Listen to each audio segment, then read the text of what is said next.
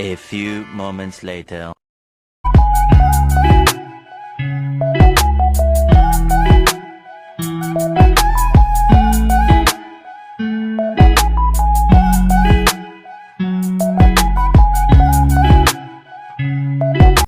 Assalamualaikum warahmatullahi wabarakatuh. Yang terhormat Bapak Dr. Johan Setiawan MPD selaku dosen pengampu mata kuliah IPS SD. Kami dari kelompok 8 ingin menjelaskan materi yang berjudul penilaian pembelajaran IPS SD sebagai pemenuhan kuis tugas pertama. Sebelumnya izin memperkenalkan diri, nama saya Fani Puspitasari, NPM 23350154, beserta 3 teman saya. Yang pertama ada Azhara Dia Fitoloka dengan NPM 23350124. Saya Setiana Eka Lestari dengan NPM 23350141. Saya Herdi Pujayuningsih dengan NPM 23350127. Baik, materi pertama akan disampaikan oleh Herni. Baik, di sini saya akan menjelaskan apa itu pengertian penilaian.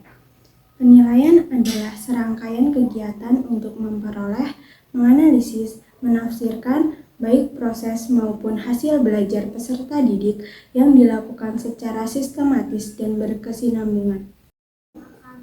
Materi yang kedua akan disampaikan oleh Setiana Eka Lestari. Tujuan penilaian. Tujuan dari penilaian adalah untuk mengetahui keefektifan pelaksanaan pembelajaran dan pencapaian hasil pembelajaran oleh setiap peserta didik. Macam-macam aspek penilaian. 1. Aspek kognitif. 2. Aspek efektif. 3. Aspek psikomotorik. Materi yang ketiga atau terakhir akan disampaikan oleh Azhara Dea Fitoloka. Saya Azhara Dia Fitoloka izin menjelaskan materi macam-macam aspek yang sudah disebutkan oleh teman saya tadi. Oke, yang pertama ada aspek kognitif. Aspek ini lebih mengacu pada proses pengenalan untuk mengetahui suatu konsep. Aspek kognitif juga bisa dikaitkan dengan kemampuan penalaran atau proses berpikir.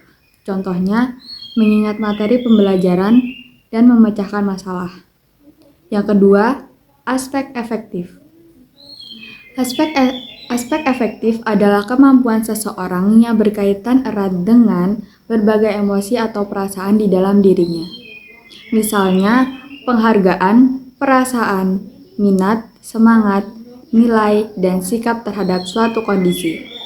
Contohnya, mendengarkan perkataan atau pendapat dari orang lain dan ikut diskusi dengan tema tertentu. Yang ketiga, ada aspek psikomotorik.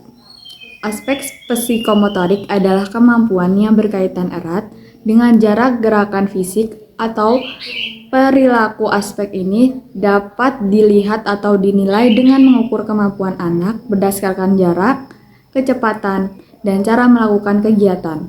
Contohnya, membuat gerakan-gerakan baru, dan kemampuan berlari, melompat, dan gerakan lainnya. Dan yang terakhir ada karakteristik. Ada 5 macam karakteristik pembelajaran. Yang pertama, belajar tuntas. Yang kedua, autentik. Yang ketiga, berkesinambungan. Yang keempat, menggunakan bentuk penilaian yang bervariasi. 5. Berdasarkan acuan kriteria. Dari pemaparan materi yang telah disampaikan oleh ketiga teman saya, kami dari kelompok 8 dapat menarik kesimpulan bahwa penilaian mempunyai fungsi untuk mendeskripsikan hasil belajar siswa sehingga dapat diketahui kelebihan dan kekurangan siswa dalam berproses pembelajaran tersebut. Selain itu juga penilaian berfungsi untuk mengetahui keberhasilan proses pendidikan dan pembelajaran di sekolah.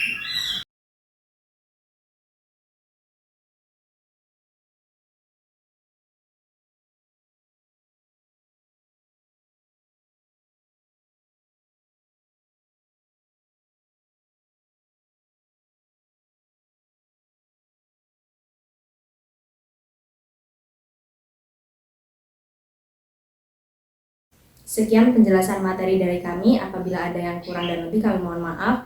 Kami akhiri. Wassalamualaikum warahmatullahi wabarakatuh.